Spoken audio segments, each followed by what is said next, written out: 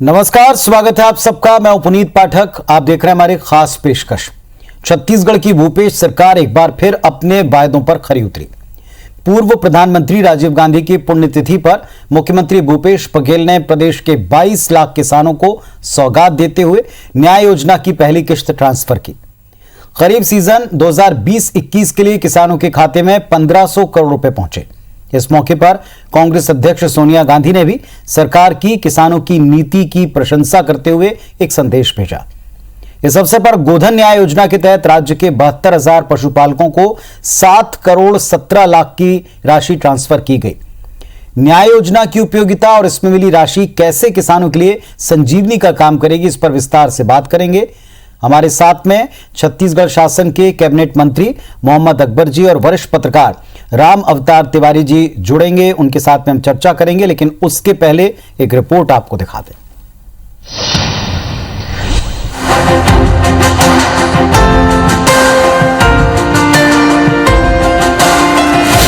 Corona काल में भूपेश सरकार का वादा बरकरार। करीब 22 लाख किसानों के खाते में 1500 करोड़ ट्रांसफर।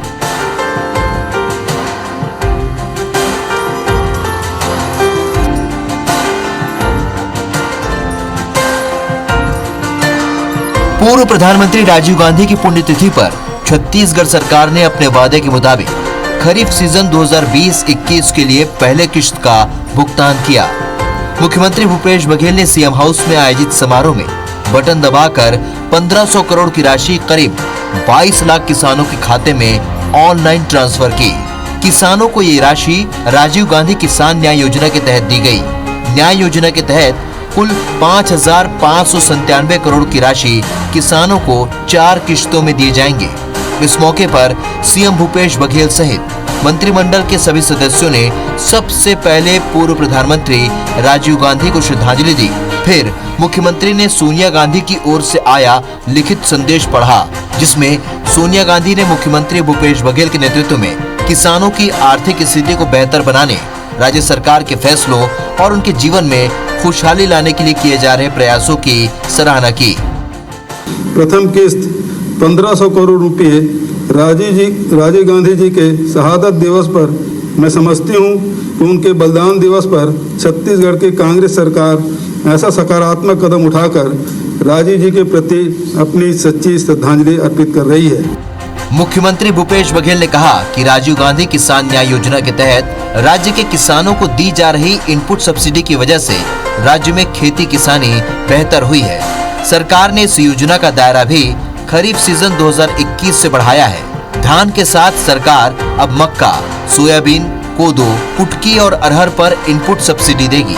इसके अलावा राज्य सरकार ने कोदो कुटकी का समर्थन मूल्य 3,000 रुपए प्रति क्विंटल निर्धारित किया है, ताकि किसानों के हित सुरक्षित रह सके। खरीफ वर्ष 2021 में किसानों से क्रय किए गए धान एवं अन्य खरीफ फसलों पर 9,000 रुपये प्रति एकड़ की दर से इनपुट सब्सिडी दिए जाने का निर्णय लिया गया है। इसी प्रकार आगामी वर्ष में भी खरीफ सीजन में खरीफ उत्पादक कृषकों को प्रति वर्ष 9,000 रुपये प्रति एकड़ की दर से इनपुट सब्सिडी देने का निर्णय लिया गया है। इस वर्ष की धान खरीदी के इस साल जो किसानों को धान, गन्ना और मक्का का देय राशि है 5,597 करोड़ रुपया, उसकी पहली किस्त 1,500 करोड़ रुपया लगभग 22 लाख किसानों के खातों में आज हस्तांतरित किया गया। इस अवसर पर राज्य सरकार ने गोधन न्याय योजना के तहत राज्य के 72,000 ग्रामीणों पशुपालकों की 15 मार्च से 15 मई के बीच बेचे गए गोबर के लिए 7 करोड़ 17 लाख रुपए का भी ट्रांसफर किया। सीएम ने इस मौके पर रायपुर के राजीव गांधी चौक स्थित प्रतिमा स्थल के सौंदर्यीकरण का लोकार्पण भी किया। कुल मिलाकर न्याय योजना के तहत मिली राशि कोरोना काल में किसानों के लिए संजीवनी का काम करेगी।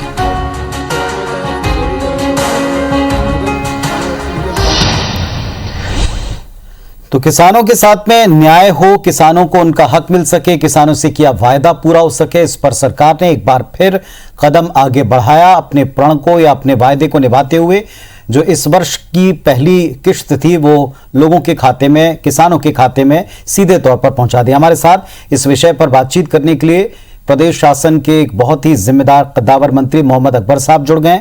नमस्कार, आपको बहुत बहुत स्वागत है आपका। और वरिष्ठ पत्रकार राम अवतार तिवारी जी भी हमारे साथ में जुड़े हैं। तिवारी जी, आपको भी नमस्कार। उम्मीद करते हैं आप दोनों स्वस्थ होंगे।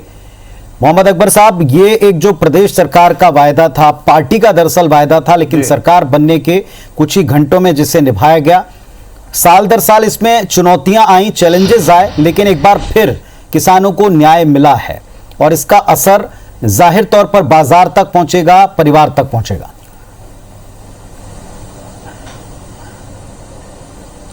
देखिए, 2018 के चुनाव के समय कांग्रेस पार्टी की तरफ से माननीय भूपेश बघेल जी उस समय प्रदेश कांग्रेस कमेटी के अध्यक्ष थे।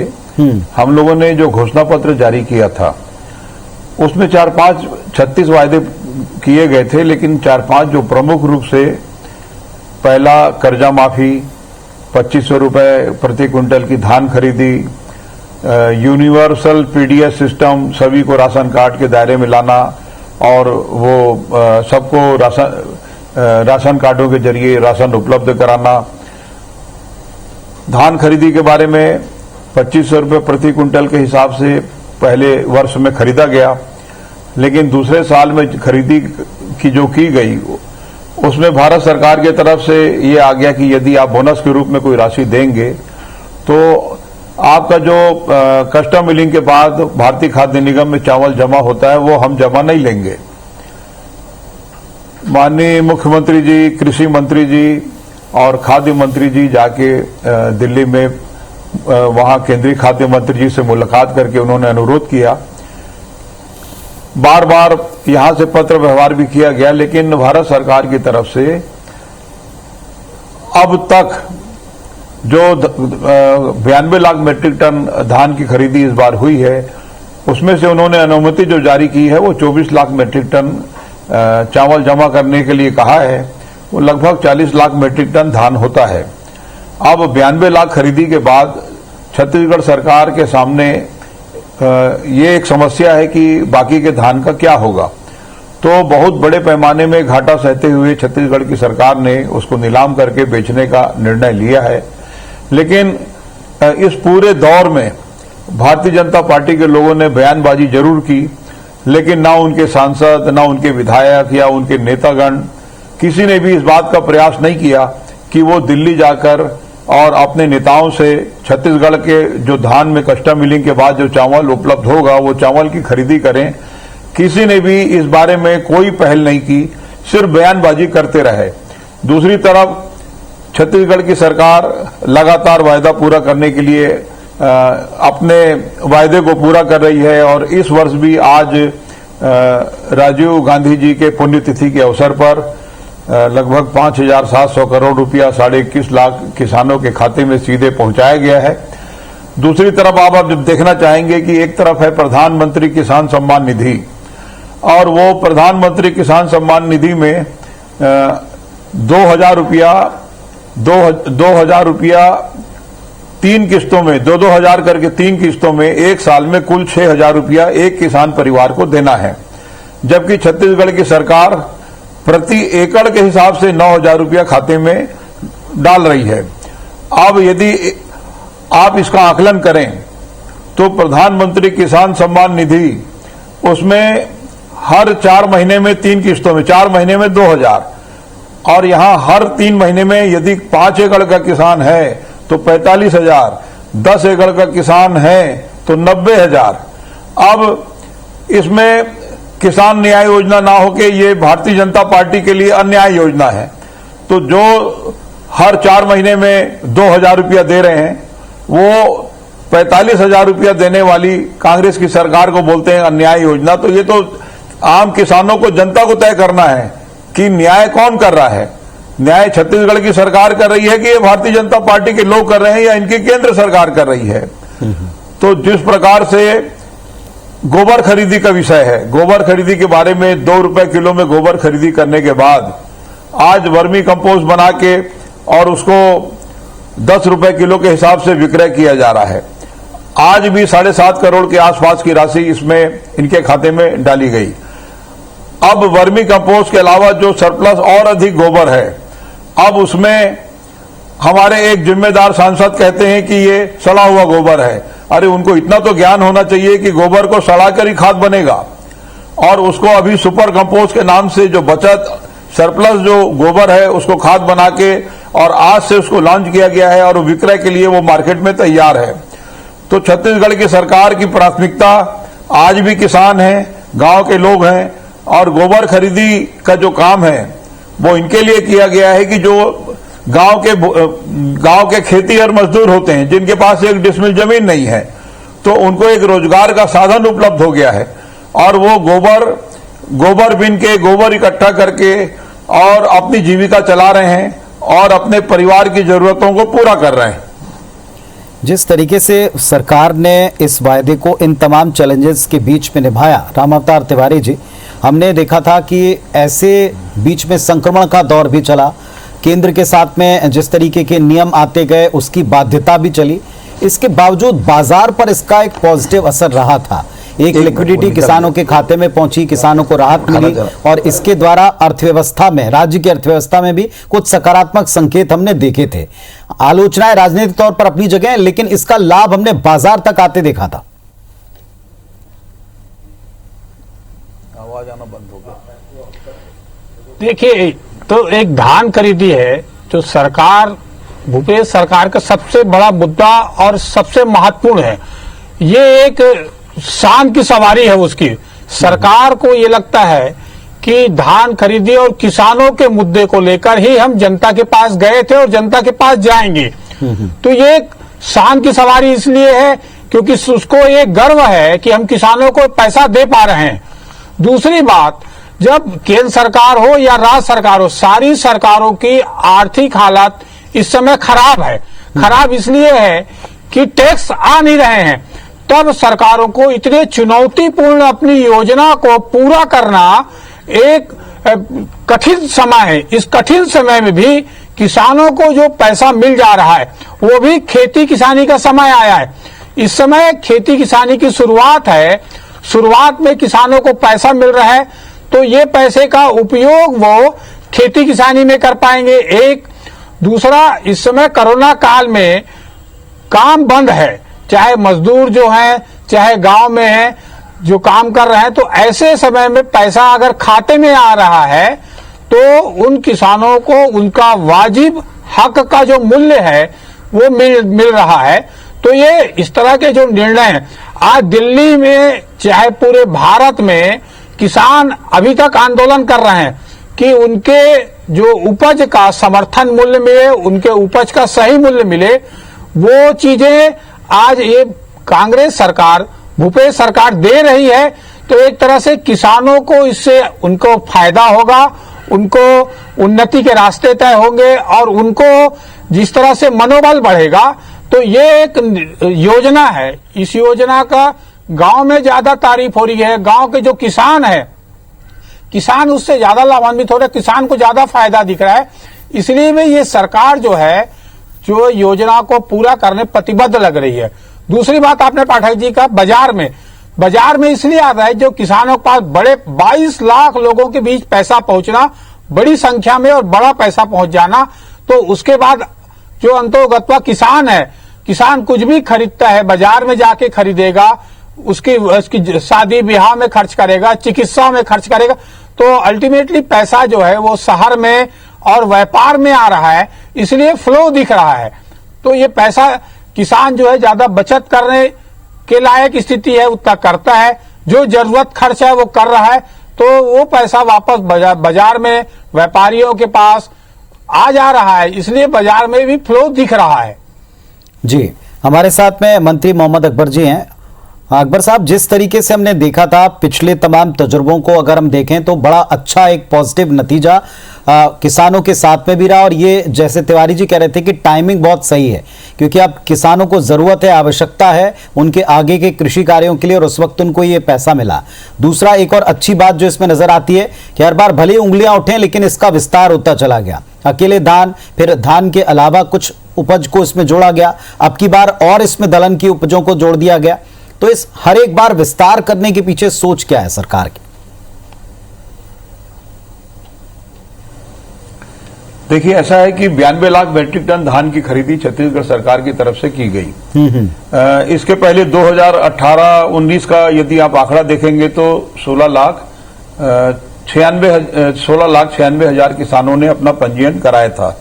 19-20 में 19,55,000 हो गए और 20-21 में 21,30,000 हो गए। ये योजना किसानों के लिए लाभकारी है, उनको लाभ मिल रहा है और समय समय पर उनको राशि उपलब्ध हो रही है, इसलिए लगातार किसानों का जो पंजीयन है वो बढ़ते चला जा रहा है। अब इस साल 92 लाख मीट्रिक टन धान की खरीदी तो राज्य सरकार ने किया, लेकिन प्रधानमंत्री जी से, केंद्रीय खाद्य मंत्री जी से बार बार अनुरोध करने के बाद भी वो छत्तीसगढ़ से जो कस्टम मिलिंग के बाद पहले धान खरीदी होती है, कस्टम मिलिंग होता है और भारत सरकार के सेंट्रल पूल भारतीय खाद्य निगम में हम चावल जमा करते हैं। बार बार निवेदन करने के बाद भी भारत सरकार की तरफ से हमको अनुमति मिली 24 लाख मीट्रिक टन चावल जमा करने के लिए, जिसका लगभग 40 लाख मीट्रिक टन धान होता है। अब हर साल यदि ये स्थिति रही तो आगे चल के 1 करोड़ लाख टन के लगभग का धान खरीदी का आंकड़ा पहुंच सकता है। तो छत्तीसगढ़ सरकार की एक प्रगति वाली मुख्यमंत्री जी की सोच है कि उन्होंने कहा कि धान के अलावा दलहन तिलहन को भी बढ़ावा दिया जाए।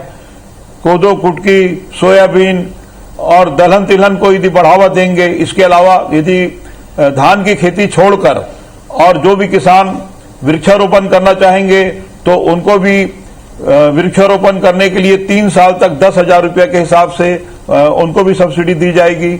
और धान की खेती को छोड़कर जो भी किसान धान में प्रति एकड़ 9,000 और धान की खेती को छोड़कर यदि दलहन तिलहन, गन्ना, सोयाबीन और मक्का और भी जो इसके अलावा जो भी उपज हैं तो उसके खरीदी में 10,000 रुपया उनको मिलेगा। इसके पीछे की सोच ये है कि धान के अतिरिक्त भी उत्पादन यहाँ छत्तीसगढ़ में हो और किसानों को अधिक से अधिक इसका लाभ मिल सके। तिवारी जी, एक छोटा सा प्रश्न, जैसे हमने देखा कि गोधन न्याय योजना पर या जब अलग अलग किश्तों की हम बात करते हैं, इस पर कई बार प्रश्न उठाए जाते हैं, लेकिन ये जो अलग अलग किश्तों में पैसा मिलता है ये हर बार उस टाइमिंग पर दिया जाता है जब किसानों को उसकी आवश्यकता हो या पशुधन मालिकों को उसकी आवश्यकता हो।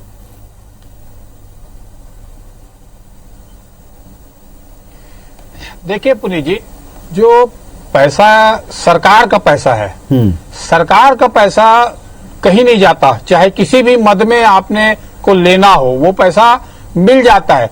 वही जो विश्वास किसानों को भी है कि वो पैसा किस्त में मिल रहा है, देर से मिल रहा है, मगर पैसा मिल जाएगा, ये एक किसानों के बीच विश्वास है। तो इस विश्वास के कारण एक दूसरा जो है, मैंने पहले कहा, आर्थिक स्थितियां जो है, चाहे केंद्र सरकार हो, राज्य सरकार हो, सभी सरकारों की स्थितियां खराब है और एक बड़ा बजट जो है इसमें खर्च करना पड़ता है। तो सरकार को कर्ज लेना पड़ रहा है अपने वादे को पूरा करने, तो आर्थिक संकट उसके सामने है।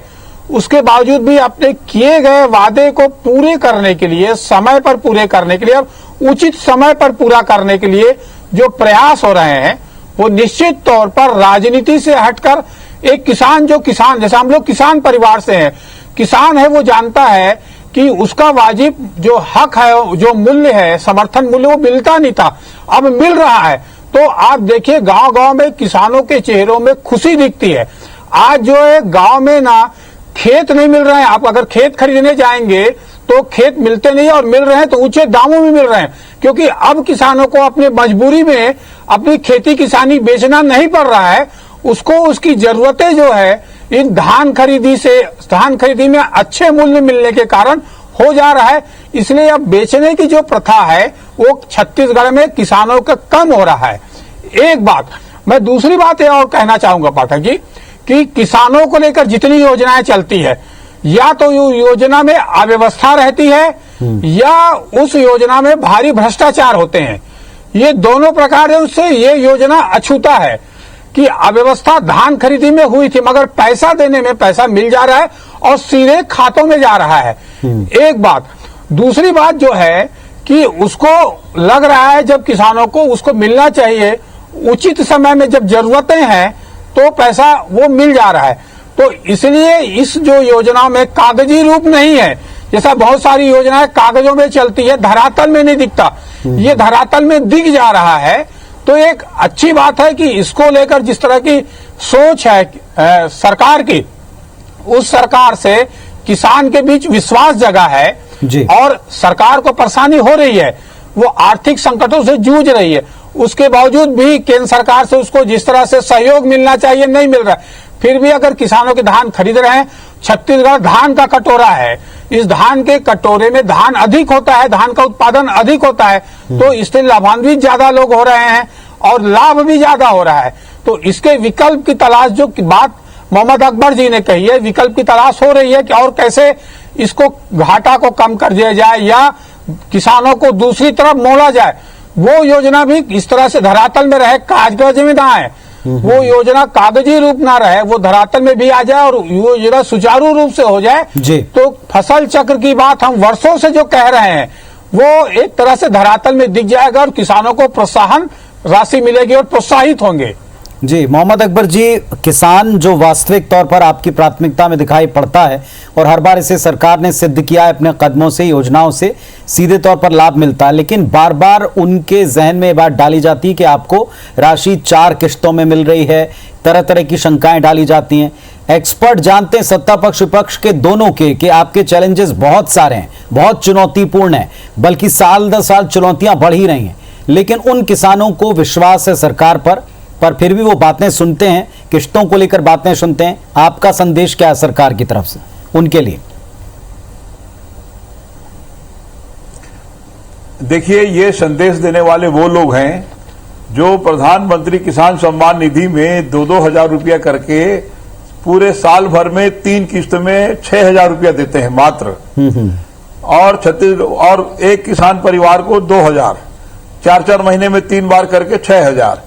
ये लोग आवाज उठाते हैं और कहते हैं कि 4 किस्तों में क्यों, 1 किस्त में क्यों नहीं दिया गया, जबकि ये पूरी की पूरी राशि अलग अलग जरूरत के समय, अभी खेती किसानी का समय है तब उसको राजीव गांधी किसान न्याय योजना के नाम से आज राशि उपलब्ध कराई गई। ऐसे 4 अलग अलग तिथि निर्धारित करके ये राशि उपलब्ध कराई जाती है।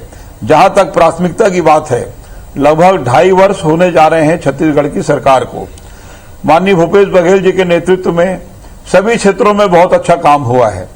अब जहां तक प्राथमिकता की बात है तो नई जो औद्योगिक नीति हमारी बनी है वो भी काफी सराहनीय है और उसके कारण लगभग 50,000 करोड़ से अधिक का एमओयू नए उद्योग स्थापित करने के लिए हुए हैं। जहां तक किसानों की प्राथमिकता की बात है तो सरकार बनने के साथ ही जो सिंचाई कर का बकाया 244 करोड़ रुपया बाकी था वो सरकार बनने के साथ ही माफ कर दिया गया था। अभी 1 सप्ताह पहले आपने देखा होगा कि बाकी का इस 2.5 साल के पीरियड का भी जो भी सिंचाई कर है वो भी पूरा माफ कर दिया गया है। यदि सरकार की स्थिति खराब है और बार बार विपक्ष की तरफ से कहा जाता है कि सरकार कर्जा ले रही है, तो हाँ, हम कर्ज ले रहे हैं और किसानों के हित में, किसानों की प्रगति के लिए, किसानों की उन्नति के लिए यदि हमको और भी कर्ज लेना पड़ेगा और जितना भी लेना पड़ेगा तो हम जरूर लेंगे। हमारी प्राथमिकता बार बार किसान है, अन्य लोग भी हमारी प्राथमिकता में हैं, लेकिन किसान हमारी प्राथमिकता है और उनके लिए हमको जितने बार भी कर्ज लेना पड़े हमको कोई दिक्कत नहीं है, हम कर्ज लेंगे। लेकिन छत्तीसगढ़ की सरकार अपने किए गए वायदे के मुताबिक काम कर रही है और आगे भी करते रहेगी। चलिए, तो पूरा सीना ठोक करके जब सरकार ये कहती है कि हमारे प्राथमिकता में, हमारे प्राथमिक वर्ग में किसान हैं, ग्रामीण इलाके के लोग बाग हैं और उनके लिए अपना वायदा निभाती है, तो एक विश्वास जागता है और ये विश्वास आगे भी जनता के बीच में इसी तरह प्रगाढ़ होगा, ऐसी प्रदेश के लोगों और खासकर किसान वर्ग की तरफ से उम्मीद की जाती है। बहुत शुक्रिया आप दोनों का इस चर्चा में आने के लिए और अपनी बात रखने के लिए। बहुत धन्यवाद। नमस्कार।